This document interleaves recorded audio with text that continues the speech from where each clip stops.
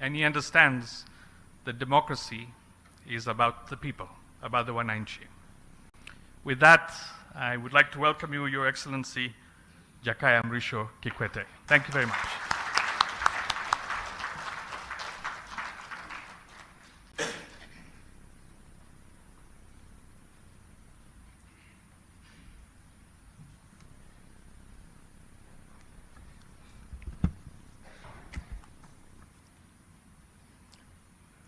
Thank you, Rakesh.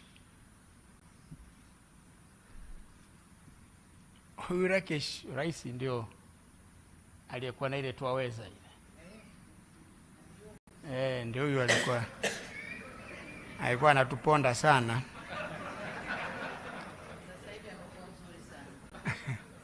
Lakini tulivumiliana wakati ule.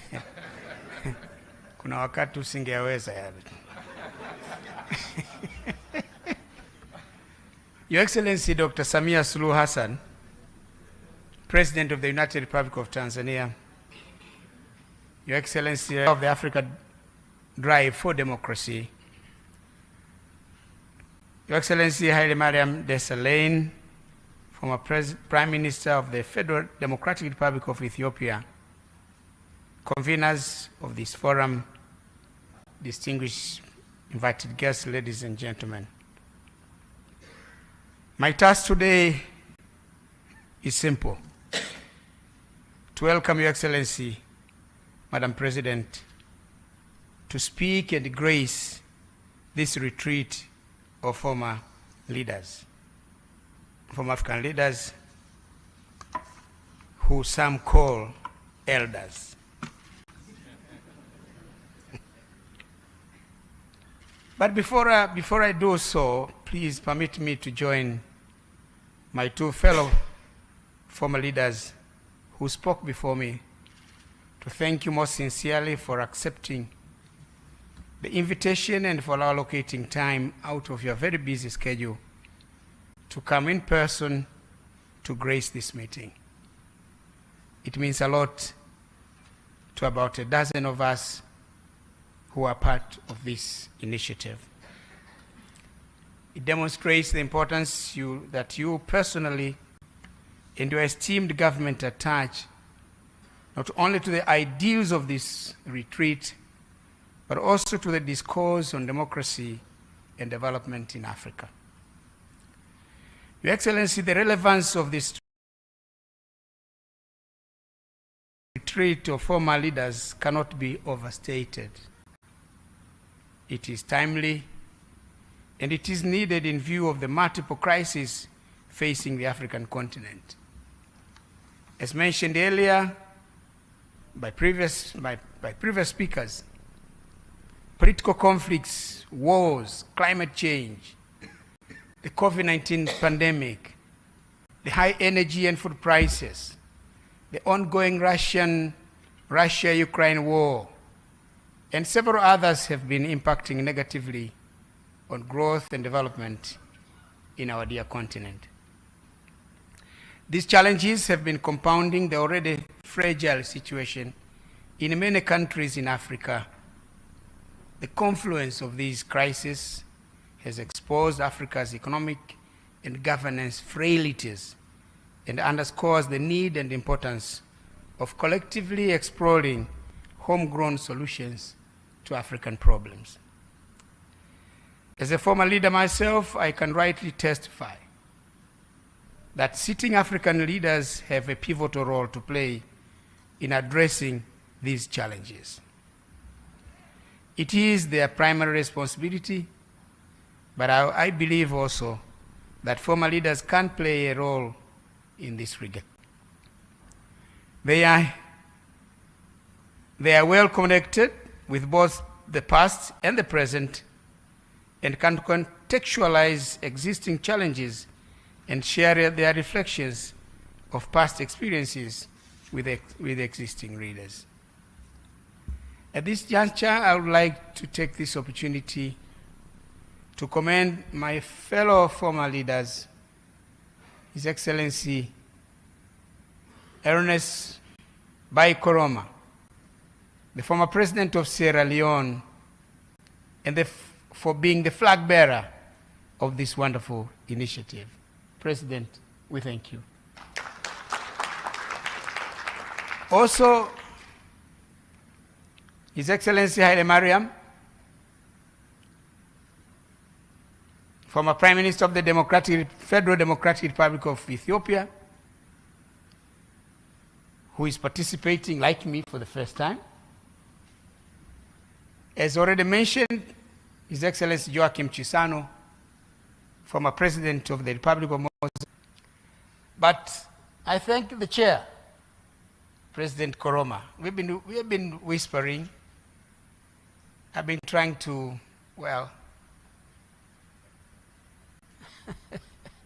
why are you laughing? You know, I've been trying to make him agree that Arusha becomes the seat of this initiative.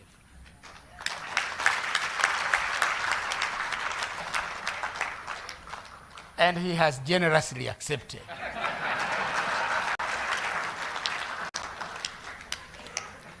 So, Prime Minister, if the chairman have said yes, can you say no? I already said it. Then it's done. In the same vein, I commend the other 9 leaders who have joined this initiative. They were supposed to be with us, but could not for various reasons. Some are joining us virtually, enabled and facilitated by modern advances in information and communications technology. I'm told President Ellen Johnson Sirleaf was ready to address this meeting here, but this room is not made for that, unfortunately. But she will talk to us, President, after we leave this room at another facility. Your Excellency, President, former leaders and distinguished participants will share their thoughts, wisdom, and experiences on the broader areas of governance and development, but accord specific attention on the intriguing subject of the state of democracy in Africa. I'm of the view that for one to fully appreciate the current situation in Africa, it is worthwhile to reflect on the challenges we have been grappling with in the political, economic, and development arena from a historical perspective. Most of the challenges we are facing, our countries today, are a continuum of what has been happening in the past. Since independence in the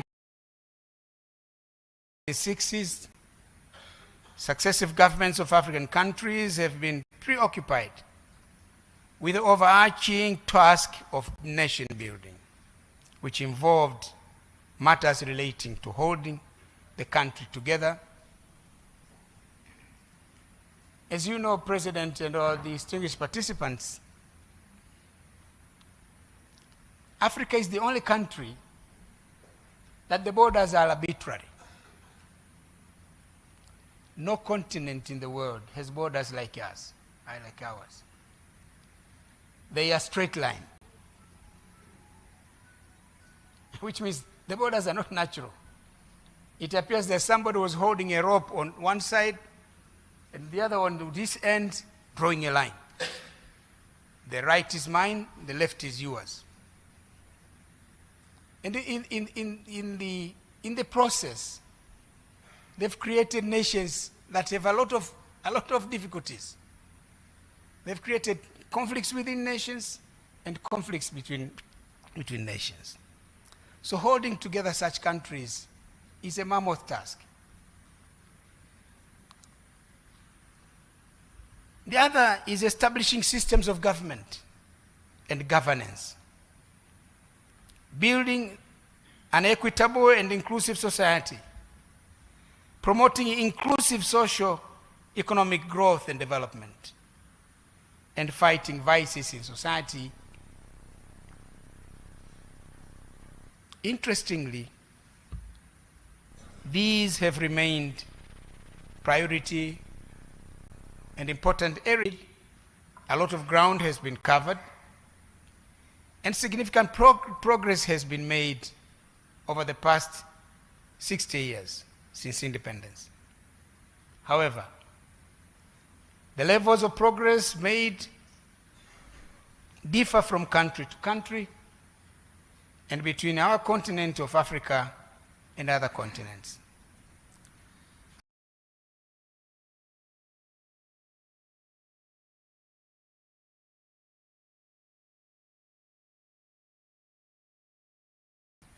On democracy in Africa and other aspects of nation building, of the nation building agenda. We are doing this for purposes of advising on pathways forward to greater progress. Your Excellency President, my fellow former leaders, ladies and gentlemen, each country has a different story to tell as far as the nation building project is concerned. But I can dare say with confidence that we in Tanzania have somewhat been lucky. In many ways, it is thanks to the vision and efforts of our founding fathers, Mwalimu Julius Nyerere, the first president of the Republic of Tanganyika, and later the first president of the United Republic of Tanzania, and Sheikh Abeid Aman Karume, the first president of the People's Republic of Zanzibar, and later the vice president of the United Republic of Tanzania. They laid a firm and strong foundation upon which successive generations of leaders, me included, have continued to advance the nation-building project in our country. Now we are proud. We are a proud nation of 61 million people, made up of 126 tribes, subscribing to different faith, members of different political parties. I think we have 24 political parties, very democratic. Prime Minister, how many do we have in Ethiopia? 58. 58? You have beaten us.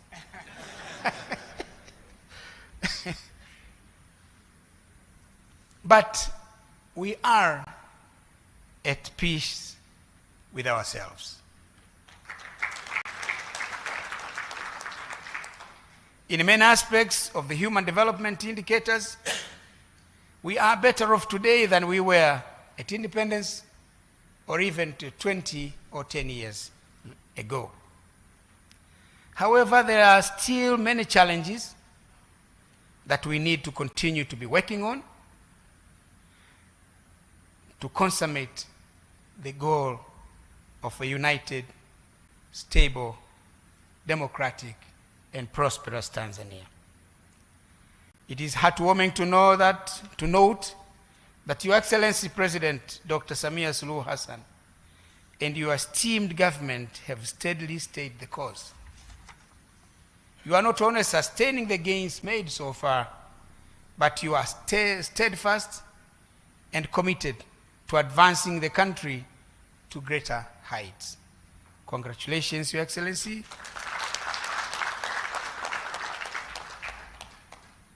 And please continue to do the good work. And just like your motto, kazi iendelee. Unfortunately, some African countries have not been so lucky in the nation-building agenda. Most of the conflicts we are witnessing today in our continent can be attributed in one way or another to the failures in the nation-building agenda. It is no surprise that when one looks at many development, democracy, and governance indicators, of many institutions, many African countries will be at the bottom half of the list, or at the bottom half of the pecking order. And our motherland, the African continent, collectively will be the least performer. This situation is not acceptable. It has to change. We must hasten the pace of change. We should do everything within our power to do that. Yes, we can. Your Excellency, ladies and gentlemen, as we endeavor to address these common challenges facing our continent, it is important for us as former and current leaders to continue to interrogate, analyze, and express from the African perspectives the way that suits us as Africans. This is precisely what this auspicious gathering sets out to do. I'm hopeful that the debate and deliberations that will ensue in the course of the 2 days will add to the mantra of Africans coming together to forge African solutions to African problems. I beseech my fellow former leaders and I to leverage our experience so that we can embark together on a journey that seeks to realize a prosperous future for Africa, where our continent is integrated, prosperous, democratic, and peaceful. A continent, Your Excellency, I once again thank you for joining us. And after these many words, it is now my singular honor and pleasure to invite Your Excellency to the podium to deliver your keynote address. We are all ears. Thank you. Karibu sana Mheshimiwa Rais.